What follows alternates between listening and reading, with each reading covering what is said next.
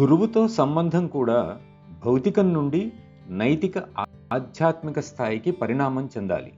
మొదట్లో భౌతిక సహవాసం అవసరం అయి ఉండవచ్చు, కానీ క్రమంగా మన సంబంధం ఆధ్యాత్మిక స్థాయికి పరిణామం చెందాలి. సంస్కారాలు కేవలం భౌతిక స్థాయినే ప్రభావితం చేయగలవు. అందుచేత ఆధ్యాత్మిక సాధనతో మన భౌతిక జీవనాన్ని మార్చుకోవాలనుకోవడం మూర్ఖత్వమే అవుతుంది. మనం మన ఆకారాన్ని, భౌతిక రూపాన్ని మార్చలేం.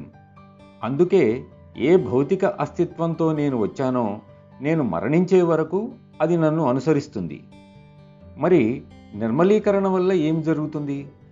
మీరు ఒక మంచి గాజు గ్లాసును కొని దానిని బాగా శుభ్రం చేశారనుకోండి, దాని ఆకారం మారదు కదా, కానీ అందులో దేన్నైనా పోసుకోవడానికి అది పనికి వస్తుంది. కాబట్టి నిర్మలీకరణ ద్వారా అర్హత లేని వస్తువు ఆ దైవానుగ్రహాన్ని స్వీకరింపగలిగే సమర్థతను పొందుతుంది.